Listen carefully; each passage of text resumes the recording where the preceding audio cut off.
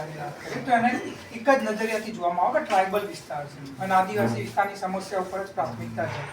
પણ જો તમે આંકડાકીય માહિતી જોવા જાઓ તો સપોઝ આપણે અહીંયા ભિલોડા તાલુકામાં 20% આદિવાસી સંખ્યા છે, 5% દલિત સમાજની સંખ્યા અંદાજે, પણ બીજી 50% ઉપર સંખ્યા ઓબીસી સમાજની, અને એ બી 50%માંથી 80% ઉપર જોવા જઈએ તો ખાલી ને ખાલી ઠાકોર સમાજ છે.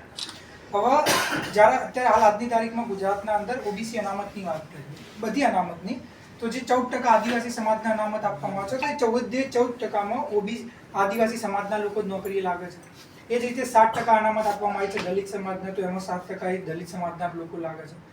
ઓબીસી સમાજના અંદર એક તમે એમ કહી શકો કે દયનીય પરિસ્થિતિ એ થઈ ચૂકી છે કે ઓબીસીમાં 27% અનામત આપી 146 જ્ઞાતિ કે જે સામાજિક, શૈક્ષણિક, આર્થિક દરેક રીતે સમૃદ્ધ છે, દરેક રીતે સક્ષમ છે, સારામાં સારું એમના જોડે શિક્ષણ છે, સારામાં સારા અધિકારીઓ છે, અને કોઈ પણ તમે પારાસીસીમાં જોઈ લો તો સામાજિક શૈક્ષણિક રીતે પછાત છે જ નહીં. પણ જે તે સમયે ઓબીસીમાં આવી ગઈ હતી અને આજની તારીખમાં એ ઓબીસીની કુલ સંખ્યા ગુજરાતમાં જે હશે ને એની 10% નહીં હોય, પણ 80% ઓબીસીની સીટો એરા લઈ જાય છે. અને એના કારણે સમસ્યા એ થઈ છે કે જેને ખરેખર અનામત મળવી જોઈએ, જેને ખરેખર અનામતનો લાભ જોવો, ઠાકોર સમાજ, કોળી સમાજ, દેવી પૂજક, રાવણ, નટ, મોચી, નાઈ, માછી, વાસ, કોળિયા, આ સમાજોનું પ્રતિનિધિત્વ આજની તારીખમાં સરકારી નોકરી જોઈ લો યા તો સારામાં સારી શૈક્ષણિક સંસ્થા જોઈ લો, ના બરોબર છે. પણ એનું એકમાત્ર કારણ છે કે ઓબીસી ખાલી નામની અનામત આપેલી છે.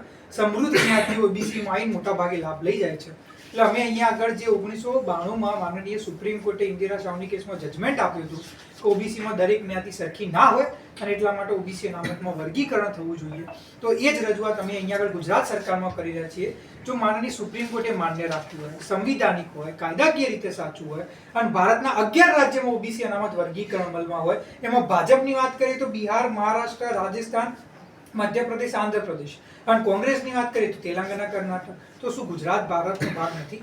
અમે માંગણી કરી રહ્યા છીએ કે ગુજરાતમાં તાત્કાલિક ધોરણે એક સમિતિની રચના થાય અને સમિતિની રચના પછી આવતા 4 મહિનાના અંદર ગુજરાતમાં ઓબીસી અનામતમાં વર્ગીકરણ થાય અને એ 27%માંથી તમે 5% ઓબીસીમાં સમૃદ્ધ જ્ઞાતિઓને આપી દો કે જેથી એરા એમાં પાસ થાય. પણ જે વિકાસથી વંચિત સમાજો છે એમને 22% અનામત આપો કે જેના કારણે બાબા સાહેબ આંબેડકરે જે ઉદ્દેશથી અનામત આપવામાં આવી હતી, જે સામાજિક, શૈક્ષણિક અને પછાત વર્ગના લોકોના ઉદ્ધાર માટે, તો એ અમલમાં થઈ શકે. કારણ કે આજની તારીખમાં અનામતની નીતિ સાચી છે પણ એનું અમલ ગુજરાતમાં બહુ જ ખોટી રીતે થઈ રહ્યું છે.